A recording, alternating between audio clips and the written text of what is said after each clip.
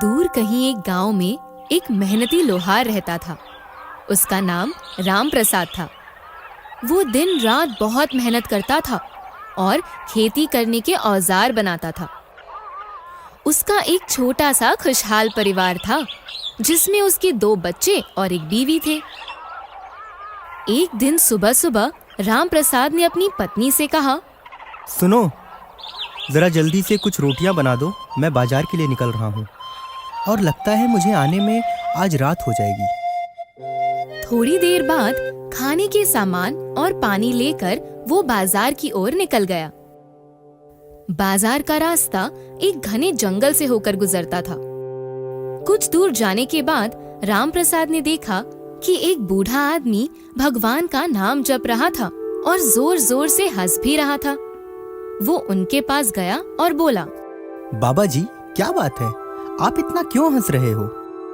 तब बाबा ने बोला, अरे बेटा राम प्रसाद, आओ, मैं तुम्हारा ही इंतजार कर रहा था। राम प्रसाद चौंक जाता है। बाबा जी कहते हैं, राम प्रसाद, क्या तुम अपने खाने में से थोड़ा सा खाना मुझे खिला सकते हो? मुझे बहुत भूख लगी है। राम प्रसाद खुशी से जवाब देता है, क्यों नहीं बाबा जी। और राम प्रसाद पोटली में से कुछ रोटियां निकालकर बाबा को खाने के लिए दे देता है। कुछ देर बाद बाबा ने राम प्रसाद से और रोटियां मांगी और राम प्रसाद ने अपने हिस्से की रोटियां भी उन्हें दे दी और बाबा से विदा लेकर वो बाजार की ओर निकल पड़ा। कुछ दूर जाने के बाद बाबा ने पीछे से आवाज दी, राम प्रसाद, ओ राम प्रसाद, तुमने तो सारी रोटियां मुझे खिला दी, अब तुम क्या खाओगे? राम प्रसाद ने जवाब दिया, बाबा जी, आप मेरी फिक्र मत करिए, मैं बाजार की ओर ही जा रहा हूँ। मैं वहाँ किसी दुकान से खा पीकर अपना पेट भर सकता हूँ। आप बिल्कुल निश्चिंत रहिए। राम प्रसाद की ऐसी बात सुनकर बाबा जी खुश हो जाते हैं और राम प्रसाद को एक हथौड़ा देते हैं और कहते हैं, ये लो, ये तुम्हारे बहुत काम आएगा और ये तुम्हारी बहुत मदद भी करेगा। ये देखकर राम प्रसाद चौंक जाता है और पूछता है, इस हथौड़े को आप मुझे क्यों दे रहे हैं बाबा जी? बाबा जी कहते हैं, क्योंकि बेटा, तुमने मुझ जैसे फकीर पर दया दिखाकर और अपना खाना देकर एक अच्छे इंसान होने का परिचय दिया है। और ये हथौड़ा कोई मामूली हथौड़ा नहीं है, ये एक बहुत ही चमत्कारी चीज है। इसे मुझे मेरे गुरुजी ने दिया था और अब ये मैं तुम्हें दे रहा हूँ। कभी भी इसका गलत इस्तेमाल मत करना और इसे कभी किसी गलत हाथों में मत पड़ने देना। ये कहकर बाबा जी अचानक गायब हो जाते हैं। ये सब देखकर राम प्रसाद वो हथौड़ा लेकर बाजार की ओर निकल पड़ता है। दूसरे दिन से राम प्रसाद हथौड़ा लेकर अपनी दुकान में काम करने लगा। जब वो हथौड़ा किसी लोहे पर पड़ता तो अपने आप बर्तन में बदल जाता। कभी खेती के औजार अपने आप तैयार हो जाते। ये देखकर गांव वाले आश्चर्यचकित हो गए। जिस ग्राहक को जैसा औजार चाहिए वैसा काम वो हथौड़ा कर देता था। राम प्रसाद भी अपने हथौड़े से बहुत खुश रहता था।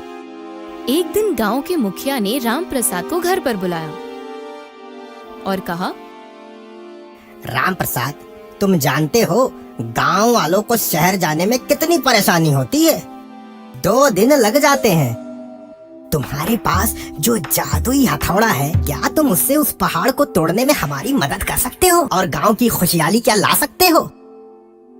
राम प्रसाद कहता है, क्यों नहीं मुखिया जी, मैं तो गांव के लिए कुछ भी कर सकता हूँ। मुखिया जी उसे उस पर्वत के पास ले गए। राम प्रसाद ने अपने जादुई हथौड़े को आदेश दिया, हे जादुई हथौड़े, जाओ और उस पर्वत के छोटे छोटे टुकड़े कर दो। हथौड़ा वहाँ से उड़ता है और देखते ही देखते पहाड़ को कुरेद डालता है। जल्दी ही गांव के लोगों ने उस जगह पर पानी और मिट्टी डालकर एक सुंदर रास्ता तैयार कर दिया। मुखिया जी ने राम प्रसाद को शाबाशी देते हुए कहा, आज तुम्हारी वजह से यह मुश्किल काम सफल हो गया। पूरे गांव को तुम पर नाज है। घर आकर राम प्रसाद के मन में एक बात आती है। वो सोचता है, पहली बात तो ये है कि मेहनत का काम तो हथौड़े ने किया और दूसरी बात ये है कि नई सड़क का जो लाभ होगा वो पूरे गांव वालों को मिले, तो फिर इसमें मेरा क्या फायदा है? हताश होके वो दोबारा जंगल की ओर प्रस्थान करता है। थोड़ी दूर चलने के बाद राम प्रसाद को फिर से वो बूढ़ा आदमी वहीं मिलता है। राम प्रसाद उस बूढ़े आदमी को अपनी पूरी कहानी बताता है। कहानी सुनकर बूढ़ा आदमी राम प्रसाद को हथौड़े की वास्तविकता समझाते हुए कहता है, हथौड़े का प्रयोग बल से नहीं बुद्धि से होता है। वो राम प्रसाद को समझाता है कि हथौड़े की एक नहीं अनेक काम और फायदे हैं। इसके बाद से राम प्रसाद समझता है कि उसका उपयोग कैसे करना है। वो अपने हथौड़े का उपयोग सिर्फ खेती के औजार नहीं बल्कि अलग अलग चीजें बनाने में और तोड़ने में करने लगा, और बर्तन बनाने आदि काम करते करते देखते ही देखते राम प्रसाद एक अमीर आदमी बन गया और उसका अपना सपना पूरा हो गया। तो बच्चों, आज हमने क्या सीखा? हमारे पास जो चीजें होती है उसका मोल हमें पहचानना चाहिए।